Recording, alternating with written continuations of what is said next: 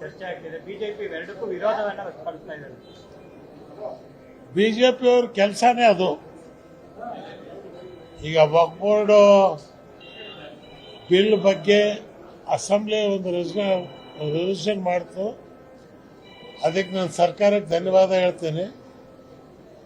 ಇನ್ನು contract 4% reservation ಏನು ಪ್ರಸ್ತಾವನೆ ಇದೆಯೋ ಇದರಿಂದ ಏನು ಅಲ್ಪಸಂಖ್ಯಾತರಿಗೆ ಅಂಥದ್ದೇನು ಲಾಭ ಆಗಲ್ಲ.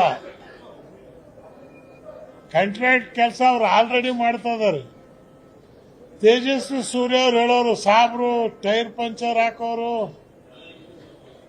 ಹಣ್ಣು ಮಾರೋರು ಅಂತ ಸಾಬ್ರಿಗೆ ಒಂದು ಒಳ್ಳೆ ಕೆಲಸ ಕೊಟ್ರೆ ಇವ್ರಿಗೆ ಯಾಕೆ ಹೊಟ್ಟೆ ಕಿಚ್ಚು? ನೀವೊಂದ್ ಕಡೆ ಹೇಳ್ತೀರಿ ಇವರು ಆರ್ಥಿಕವಾಗಿ ಸಬಲರಲ್ಲ, ಟೈರಿಗೆ ಪಂಚರ್ ಹಾಕೊಂಡಿದ್ದಾರೆ ಅಂತ. ಅವ್ರಿಗೆ ಆರ್ಥಿಕವಾಗಿ ಮೇಲೆತ್ತೋದಕ್ಕೆ ಪ್ರಯತ್ನ ಪಟ್ಟರೆ ನೀವು ಯಾಕೆ ವಿರೋಧ ಮಾಡ್ತೀರಿ? ಯಡಿಯೂರಪ್ಪ ಇದ್ದಾಗಿದ್ದು ಆಗ್ಲಿಲ್ಲ. ಸೊ ಇಲ್ಲೇ 2 ಬಿಜೆಪಿ ಇದೆ. ಒಂದು ಯಡಿಯೂರಪ್ಪನ ಬಿಜೆಪಿ, ಒಂದು ತೇಜಸ್ವಿ ಬಿಜೆಪಿ. ಸೊ ಹಾಗಾಗಿ ಇವತ್ತು ರಾಜ್ಯದ ಜನತೆ ಇದು ಯಾವುದಕ್ಕೂ ಕಿವಿಗೊಡಲ್ಲ ಅನ್ನಕ್ಕಂಥದ್ದು ಸ್ಪಷ್ಟ. ಆದ್ರಿಂದ ಇವತ್ತು ಏನು ಬಜೆಟ್ನಲ್ಲಿ 4,000 ಕೋಟಿ ರೂಪಾಯಿ ಕಾಂಗ್ರೆಸ್ ಪಕ್ಷ ಪ್ರಣಾಳಿಕೆಯಲ್ಲಿ ಹೇಳಿದೆ 10,000 ಕೋಟಿ ಕೊಡ್ತೇನೆ ಅಂತ. ಆದ್ರೆ ಬರೀ 4,700 ಕೋಟಿ ರೂಪಾಯಿ ಕೊಟ್ಟಿದ್ದಾರೆ. 10,000 ರೂಪಾಯಿ ಏನು ಪ್ರಣಾಳಿಕೆಯಲ್ಲಿ ಕೊಟ್ಟಿದ್ರು ಆ ಪ್ರಣಾಳಿಕೆ ನೋಡಿ ಜನ ನಿಮಗೆ ಓಟ್ ಕೊಟ್ಟು ಬಹುಮತ ಕೊಟ್ಟಿರ್ಬೇಕಾರೆ ಮತ್ತೆ ನಿಮಗೆ ಅದನ್ನು ಇಂಪ್ಲಿಮೆಂಟ್ ಮಾಡಕ್ ತೊಂದರೆ ಯಾಕೆ? ಅದೇ ರೀತಿ ಜಂಗಮರ ನಿಗಮ ಭಾರಿ ದಿವಸದ ಬೇಡಿಕೆ ಇತ್ತು, ಅದು ಒಂದು ಮಾಡಬೇಕು ಅನ್ನಕ್ಕಂಥದ್ದನ್ನ ಅದು ಮಾಡಬೇಕಾಯಿತು. ಆದರೆ ಸರ್ಕಾರ ತಡ ಮಾಡಿದೆ. ಸರ್ಕಾರ ಇದನ್ನು ಮಾಡುತ್ತೆ ಅನ್ನಕ್ಕಂಥ ವಿಶ್ವಾಸ ನಾನು ಇಟ್ಕೊಂಡಿದ್ದೇನೆ. ವಿಚಾರ ಕೊಟ್ಟಂತೆ ಸದ್ದಾಗ್ತಾ ಇದೆ ಸರ್. ತಮ್ಮನ್ನು ಯಾರಾದರೂ ಸಂಪರ್ಕ ಮಾಡಿದ್ರೆ ಸರ್? ಹನಿ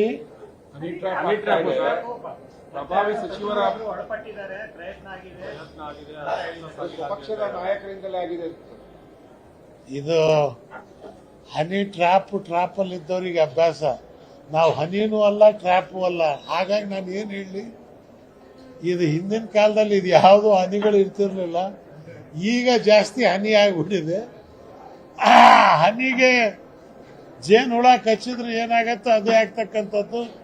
ಇದ್ರ ಬಗ್ಗೆ ಜಾಸ್ತಿ ತಲೆ ಕೆಡಿಸ್ಕೋಬೇಕಂತದ್ದಿಲ್ಲ.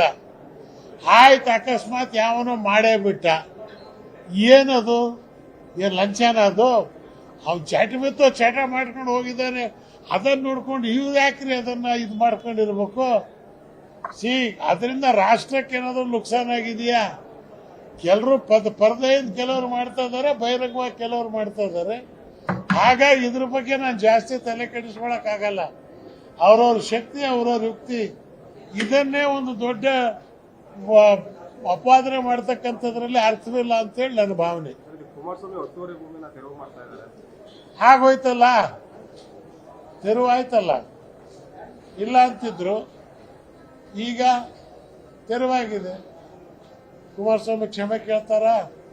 14 ವರ್ಷದ ಜಮೀನಿಂದ ಬಾಡಿಗೆ ಕೊಡು ಅಂತೇಳಿ ಅವರಿಗೆ ಏನ್ 20 ವರ್ಷದಿಂದ ಆ ಜಮೀನಲ್ಲಿ ಮಾಡ್ಕೊಂತಿದ್ರು. ವಾಪಸ್ ಕೊಟ್ಬಿಡಿ, ಬೇಡ ಅಕ್ರಮ ಆಗಿದೆ. ತಾವು ರಾಜ್ಯಾಧ್ಯಕ್ಷರಾಗಿದ್ರಲ್ಲ, ಅವಾಗ ವಾಪಸ್ ಕೊಡಿ ಅಂತ ಹೇಳ್ಬೋದಿತ್ತಲ್ಲ. ನನ್ನ ಮಾತು ಕೇಳ್ತಿದ್ರೆ ಅವ್ರ ಸ್ಥಿತಿ ಹಿಂಗೆ ಯಾಕಾಗ್ತಿತ್ತು? ತಾವು ಅವಾಗ ಹೇಳಿದ್ರ ಸರ್ ವಾಪಸ್ ಕೊಡಿ ಎಲ್ಲ ಹೇಳೋ ಆಗಿತ್ತು. ಪ್ರತಿಯೊಬ್ರು ಅಡ್ವೈಸ್, ನನ್ನ ಅಡ್ವೈಸ್ ಕೇಳಲಿಲ್ಲ ಅವರು.